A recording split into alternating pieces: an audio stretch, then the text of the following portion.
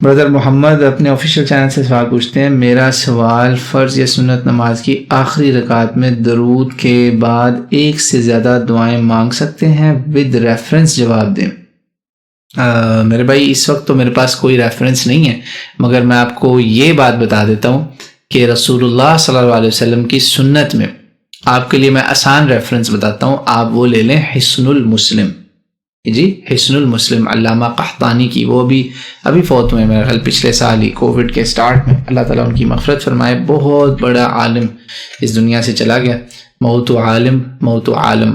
عالم کی موت جو ہے نا وہ عالم جہان کی موت ہوتی ہے، اتنا بڑا نقصان ہوتا ہے۔ وہ حسن المسلم میں آپ دیکھیں انہوں نے بہت بڑی سروس کی ہے کہ جتنی صحیح حدیث میں رسول اللہ صلی اللہ علیہ وسلم کی بتائی ہوئی دعائیں تھیں نا انہوں نے ساری ایک جگہ کر دی ہیں، اور ایک بھی دعا کے نیچے انہوں نے یہ نہیں لکھا کہ صرف یہ دعا کرو اور یہ کرو اور یہ کرو، نہیں، بلکہ رسول اللہ صلی اللہ علیہ وسلم نے ہمارے لیے اس میں دروازہ کھول دیا۔ ریفرنس آپ کے لیے ایک اور یاد آ گیا مجھے الحمدللہ، صحیح بخاری کتاب الصلاۃ کے اندر، اور غالباً یہ مسلم میں بھی ہے، آپ صلی اللہ علیہ وسلم نے کہا کہ بندہ سجدے میں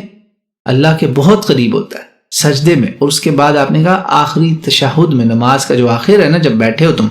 اس وقت اللہ سے جو مانگنا ہے مانگو،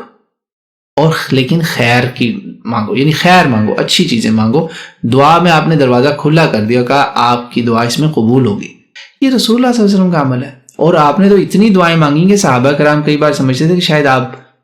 کہیں روح تو نہیں قبض ہو گئی، کہیں آپ بھول تو نہیں گئے، اس طرح کی چیزیں سوچتے تھے، مگر پتہ چلتا تھا آپ صلی اللہ علیہ وسلم دعائیں کر رہے ہیں۔ تو اس کا بھائی یہ کچھ ریفرنسز میں نے آپ کو دے دیے ہیں، I hope this will help you, اور یہ آپ وہاں چیک کر لیجئے گا، انشاءاللہ آپ کو مل جائیں گے، ٹھیک ہے۔ تو آخری رکعت، بائی دا وے تشہہد میں جو 2 رکعت کے بعد ہوتا ہے نا، ظہر، عصر، مغرب اور عشاء کا تشہہد 2 والا، اس میں بھی اگر آپ نے درود شریف پڑھ لیا اور دعا بھی آگے پڑھ لی تو وہ بھی غلط نہیں ہے، سلف سے وہ بھی ثابت ہے، وہ بھی آپ کو میں بتا دیا انشاءاللہ۔